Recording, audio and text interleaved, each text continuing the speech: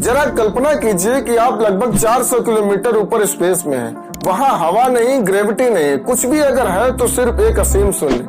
आप वहाँ 9 महीनों से हैं, लेकिन अब आपके पास मौका है वापस लौटने का। नमस्कार दोस्तों, 19 मार्च 2025 astronaut Sunita Williams space x के होने वाले क्रू 9 मिशन से धरती पर वापस लौट रही हैं। Two NASA astronauts stranded in space for 9 months are finally set to return to Earth. On Sunita Williams' return journey to Earth. We love you and we're coming up to get you, and you shouldn't have been up there, so. After 274 days of being stranded in space, astronauts Sunita Williams and Butch Wilmore are weeks away from returning to Earth. लेकिन यह mission कोई आम mission नहीं है, यह एक historical mission है। आज की वीडियो में हम समझेंगे कि यह मिशन क्यों स्पेशल है, सुनीता विलियम्स ने स्पेस में क्या किया और उनकी वापसी का सफर कैसा होगा। तो इस वीडियो को लास्ट तक देखिए, क्योंकि आज हम एक हिस्टोरिक मिशन की इंटरेस्टिंग स्टोरी जानने वाले हैं। एक लड़की जो बचपन में स्टार्स देखती थी और एक दिन खुद स्पेस में जा पहुंची, वो लड़की थी सुनीता विलियम्स। सुनीता विलियम्स सिर्फ एक नाम नहीं, बल्कि हिम्मत, मेहनत और सपनों को हकीकत में बदलने की मिसाल है। वो नासा के सबसे अनुभवी एस्ट्रोनॉट्स में से एक है। उनका जन्म 19 सितंबर 1965 को अमेरिका के ओहियो राज्य में होता है। प्रारंभिक शिक्षा प्राप्त करने के बाद साल 1987 में वो यूएस नेवल एकेडमी से फिजिकल साइंस में बैचलर ऑफ साइंस की परीक्षा पास करते हैं। फिर उसके बाद 1995 में उनका फ्लोरिडा इंस्टीट्यूट ऑफ टेक्नोलॉजी से इंजीनियरिंग मैनेजमेंट में एमएस यानी मास्टर ऑफ साइंस की डिग्री हासिल करती हैं। लेकिन उनकी लाइफ में टर्निंग पॉइंट तब आता है जब जून 1998 में उनका selection American space agency NASA में एज एन एस्ट्रोनॉट हो जाता है। 9 दिसंबर 2006 यह तारीख इतिहास में दर्ज हो जाती है जब सुनीता विलियम्स पहली बार अंतरिक्ष के लिए रवाना होती हैं। इसके साथ ही सुनीता विलियम्स भारतीय मूल की दूसरी महिला बन जाती हैं जो अमेरिकन स्पेस मिशन पर जाती हैं। वो नासा के STS-116 मिशन के तहत ISS यानी इंटरनेशनल स्पेस स्टेशन जाती हैं। इस मिशन में वह ISS में फ्लाइट इंजीनियर के रूप में वर्क करती हैं और वहां 195 दिन स्पेस में बिताती हैं, जो अपने समय में एक नया रिकॉर्ड था। इस मिशन के दौरान उन्होंने स्पेस वॉक में हिस्सा लिया और स्पेस में काम करने का अनुभव हासिल किया। लेकिन वो यहीं नहीं रुकी। 14 जुलाई 2012 सुनीता विलियम्स फिर से अंतरिक्ष की यात्रा करती हैं, लेकिन इस बार मिशन था 32-33। इस मिशन में उन्होंने 127 डेज इंटरनेशनल स्पेस स्टेशन में बिताए। लेकिन इस बार मिशन की सबसे खास बात यह थी कि उन्होंने स्पेस वॉक में वर्ल्ड रिकॉर्ड बनाया। वो सबसे ज्यादा समय तक स्पेस वॉक करने वाली फीमेल एस्ट्रोनॉट बन गई थी।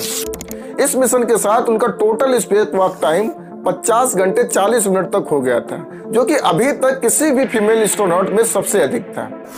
आप में से कुछ लोग सोच रहे होंगे कि स्पेस वॉक क्या है। देखो, स्पेस वॉक किसी एस्ट्रोनॉट का स्पेस सूट पहनकर अंतरिक्ष में स्पेस स्टेशन के बाहर जाना और मरम्मत या इंस्टॉलेशन का काम करना होता है। सुनीता विलियम्स ने अभी तक अपने करियर में 9 बार स्पेस वॉक किया है, जो किसी भी फीमेल एस्ट्रोनॉट के लिए सबसे ज्यादा था। उनका कुल स्पेस वॉक टाइम 62 घंटे 6 मिनट है, जो अभी तक का एक वर्ल्ड रिकॉर्ड है।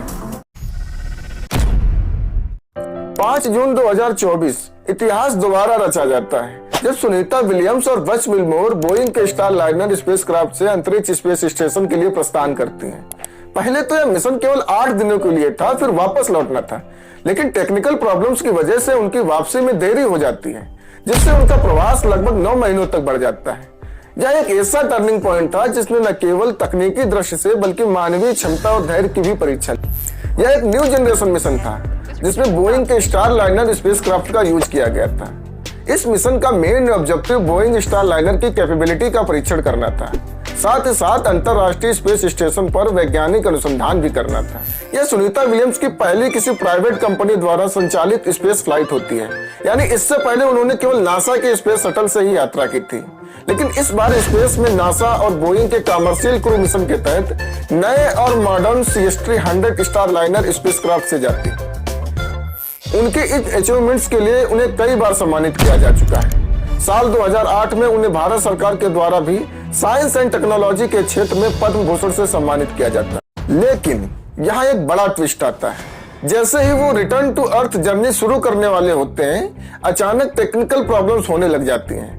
हालात तेजी से बिगड़ने लग जाते हैं, जिस वजह से उनकी पृथ्वी पर वापस आने की योजना में कई बार बदलाव होता है। लेकिन अब सुनीता और विल्मोर वापस लौटने वाले हैं। उनकी वापसी का सफर कैसा होगा? क्या यह सुगम रहेगा या फिर नए चैलेंजेस सामने आएंगे? इसकी चर्चा हम थोड़ी देर में आगे करेंगे। सुनीता ने स्पेस में लगभग 9 महीने का समय बिताया है, लेकिन क्या आप जानते हैं कि इन 9 महीनों में सुनीता ने स्पेस में क्या क्या किया? इतना लंबा समय स्पेस में बिताना कोई आसान काम नहीं होता। माइक्रोग्रेविटी, सीमित संसाधन और पृथ्वी से सैकड़ों किलोमीटर दूर होने की चुनौती हर दिन उनके सामने थी। लेकिन सुनीता ने इस दौरान कई एक्सपेरिमेंट किए जो भविष्य के अंतरिक्ष अभियानों के लिए बहुत इंपॉर्टेंट हैं।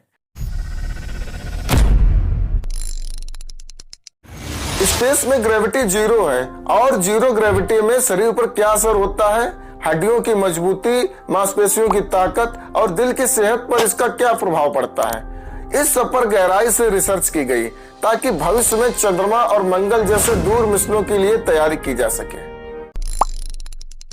अंतरिक्ष में भोजन की आपूर्ति भी एक बड़ी चुनौती है। यदि हम भविष्य में चंद्रमा या मंगल पर कॉलोनी बनाना चाहते हैं तो वहां हमें खुद खाना उगाने की टेक्निक विकसित करनी होगी। इसके लिए सुनीता विलियम्स और उनकी टीम ने प्लांट ग्रोथ एक्सपेरिमेंट किया, जिसमें यह समझने की कोशिश की गई कि माइक्रोग्रेविटी में पौधे कैसे विकसित होते हैं। इस प्रयोग में उन्होंने देखा कि पौधे जड़ों की दिशा को पहचानने के लिए नमी और प्रकाश का उपयोग करते हैं। माइक्रोग्रेविटी में भी पौधे बढ़ सकते हैं, लेकिन उनका विकास पृथ्वी की तुलना में अलग तरीके से होता है। सुनीता और उनकी टीम ने लेट्यूस, मूली, गेहूं और मटर के पौधों को अंतरिक्ष में उगाने की कोशिश की। इन पौधों को उन्होंने इसलिए सिलेक्ट किया क्योंकि ये जल्दी बढ़ने वाले पौधे हैं, जिससे वैज्ञानिकों को अंतरिक्ष में खेती के लिए जल्दी परिणाम मिल सकते हैं। अंतरिक्ष में मिट्टी का उपयोग करना बहुत मुश्किल होता है, इसलिए वैज्ञानिकों ने हाइड्रोपोनिक्स और एरोपोनिक्स तकनीक का उपयोग किया।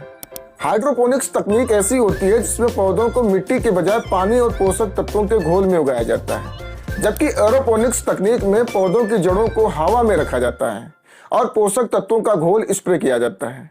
पृथ्वी पर सूरज की रोशनी पौधों की वृद्धि में इंपॉर्टेंट रोल प्ले करती है, लेकिन स्पेस में यह सुविधा नहीं होती है, इसलिए वैज्ञानिकों ने नीली और लाल LED लाइट्स का यूज किया। सुनीता विलियम्स ने अलग अलग लाइटिंग कंडीशन में भी पौधों की ग्रोथ का एक्सपेरिमेंट किया। स्पेस में काम करने वाले रोबोट्स, ऑटोमेटेड मशीनें और नई टेक्नोलॉजी का टेस्ट किया गया। यह टेक्नोलॉजी ISS की मेंटेनेंस में मदद करती है, जो भविष्य में चंद्रमा और मंगल पर बेस बसाने में काम आएगी। अंतरिक्ष से पृथ्वी को देखने का एक अलग ही फायदा है। ISS यानी इंटरनेशनल स्पेस स्टेशन से क्लाइमेट चेंज, जंगलों की स्थिति, सी टेम्परेचर और वायुमंडलीय बदलावों पर रिसर्च की गई ताकि हमारी धरती को बचाने के बेस्ट सॉल्यूशंस खोजे जा सके। अब इस वीडियो का सबसे रोमांचक हिस्सा है पृथ्वी पर वापसी। यह वापसी किसी साधारण सफर जैसी होने वाली नहीं है, बल्कि यह एक तेज और खतरनाक सफर होगा।